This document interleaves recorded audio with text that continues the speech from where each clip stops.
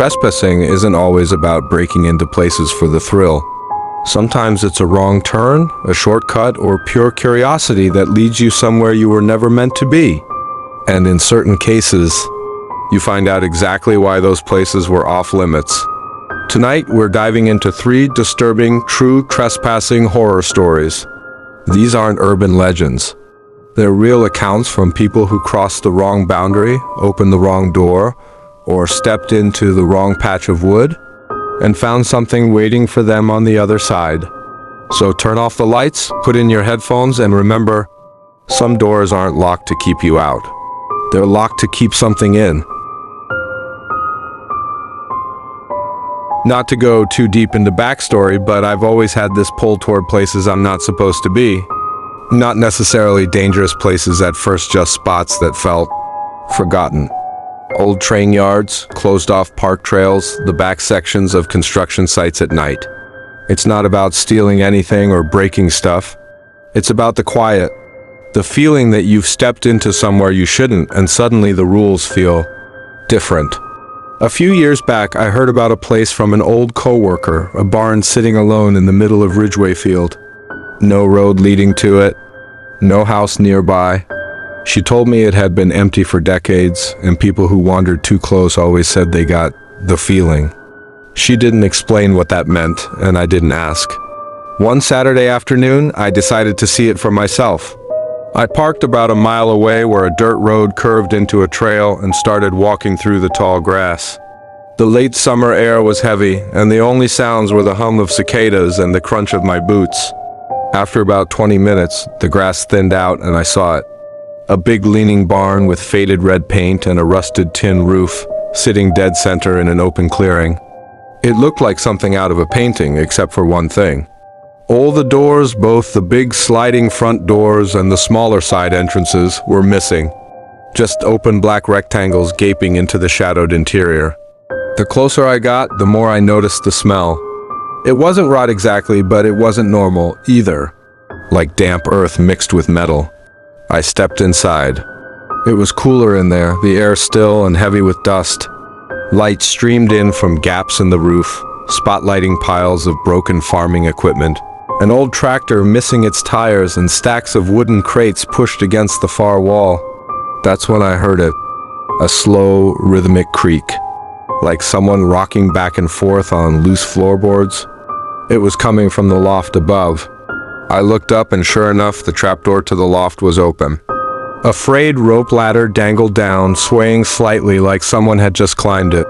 Here's the thing, I don't usually spook easily, but my stomach tightened in a way I couldn't ignore.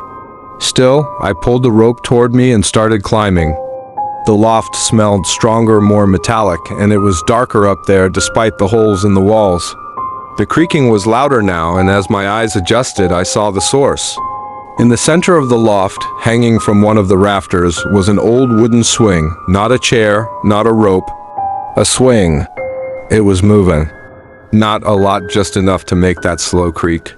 And there was something carved into the wood of the seat. I crouched down and squinted. It was a date. September 14th, 82. Before I could process it, I heard a soft thump from below, like a boot on the dirt floor. I froze and peered through the gaps in the boards. A man stood in the barn doorway. He was tall, wearing a brown coat that looked a size too big, and his head was tilted up like he was staring right at me, even though his eyes were hidden under the shadow of a cap. I didn't move, didn't breathe. He didn't say anything. He just stood there for a few seconds, then turned and walked slowly toward the back of the barn. I waited until I couldn't hear his footsteps anymore, then climbed down as quietly as I could. When I reached the floor, the back of the barn was empty. I walked toward the open field, forcing myself not to look behind me. My boots crunched louder than I liked, and every sound from the grass made my heart jump. Halfway to the tree line, I glanced back. The man was standing in the loft doorway now, leaning slightly out, the swing moving behind him. I didn't stop again until I was back at my car. I told myself I wouldn't think about it, but later that night, curiosity got the better of me. I looked up Ridgeway Field in old county records. There it was, a newspaper clipping from 1982. A teenage boy went missing while playing in a barn on that field. The search lasted 2 weeks before they called it off. The date they listed as the last time anyone saw him alive? September 14th, 82. When I was 19, I lived in a small town that had a thin, winding canal running through the west side. Most of it was lined with walking paths and benches, the kind of place people brought their dogs or went jogging in the mornings. But on the far end, past where the lights and paved paths stopped, the canal bent into a dense strip of trees. Locals said not to bother going that far. It was all overgrown, buggy, and there was nothing worth seeing. Of course, that made me want to see it more. One late afternoon, I decided to follow the water until the path disappeared. The sun was dropping low, turning the canal's surface gold, and the air was humid.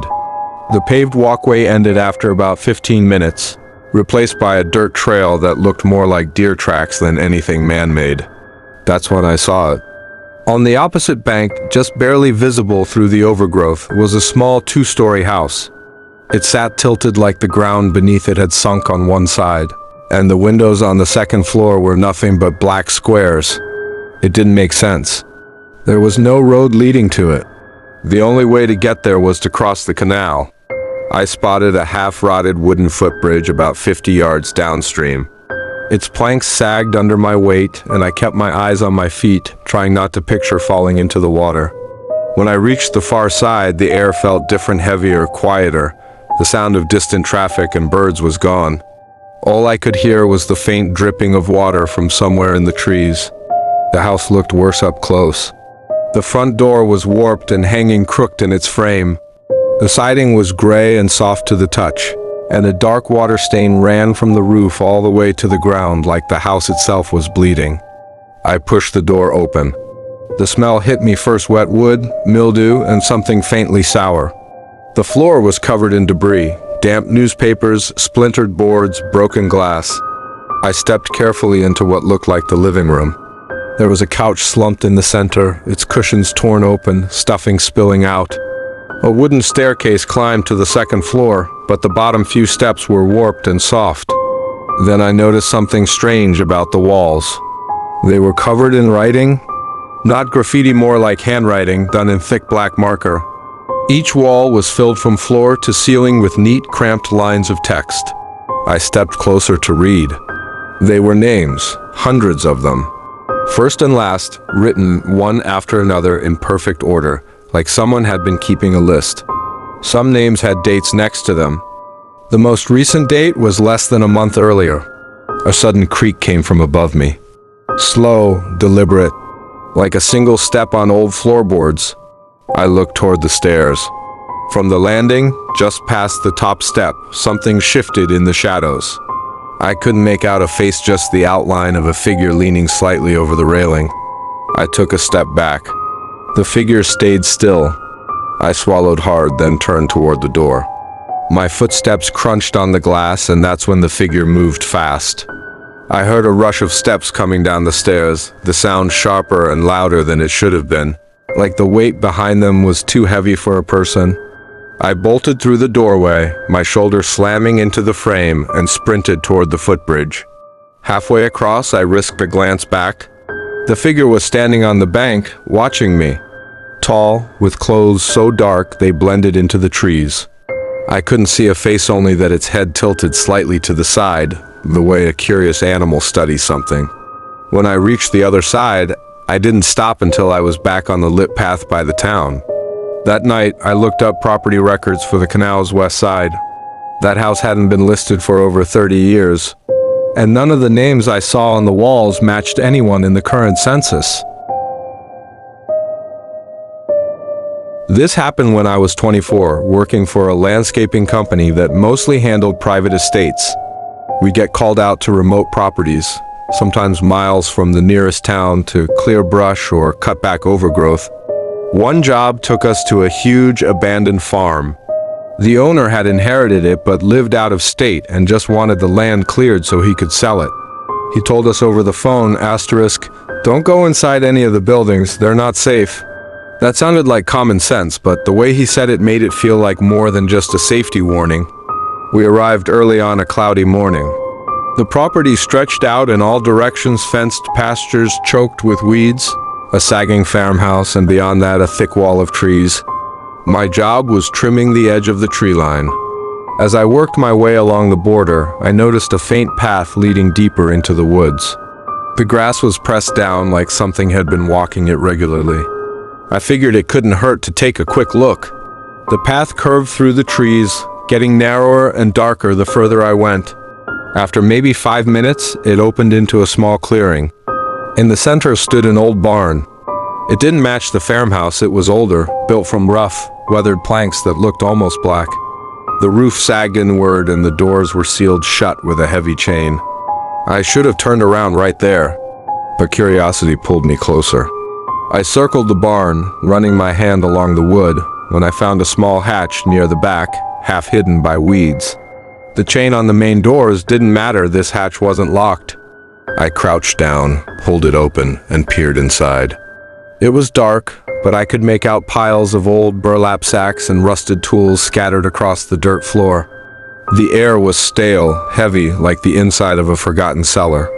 I slid in feet first, landing with a soft crunch. My eyes adjusted slowly, shapes forming out of the gloom. That's when I saw them. Along the far wall, dozens of wooden crates were stacked. Each had a date scrawled on the front in chalk going back decades. I opened one.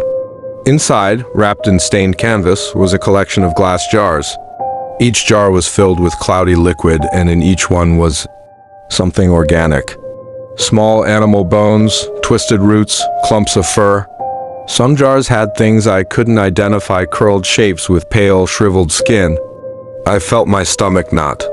Then, from the shadows above me, came the sound of a slow, deliberate breath. I froze, looking up toward the loft. The slats in the floor above me shifted slightly, and something long and pale slipped back out of sight. I didn't move for several seconds. Then I heard it again, this time closer. Heavy, slow footsteps crossing the loft. I backed toward the hatch. The moment my hand touched the frame, the sound changed. Whoever or whatever was up there started moving fast.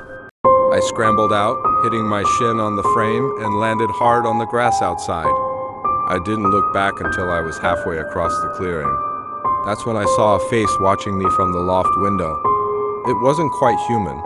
The skin looked stretched too tightly, the eyes deep and shadowed, the mouth fixed in a half-open expression that didn't move.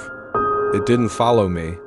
It just stayed there, head tilting slightly, like it was listening to something I couldn't hear. I ran all the way back to the crew. I didn't tell them exactly what I saw, just that there was a strange old barn in the woods and I wanted nothing to do with it. The next day, I went back to the property line alone, just to see. The path to the clearing was gone. The grass where it had been was tall and unbroken, like no one had walked there in years. Trespassing might seem harmless, until you're face to face with something you can't explain, and you realize you've wandered into a place that feels aware of you. The people in these stories all made it out, but not without the weight of knowing they saw something most never will, and probably never should. So next time you're tempted to follow a hidden path, explore an abandoned building, or peek behind a locked door, ask yourself, do you really want to know what's inside? Because once you cross that line, you can't always go back.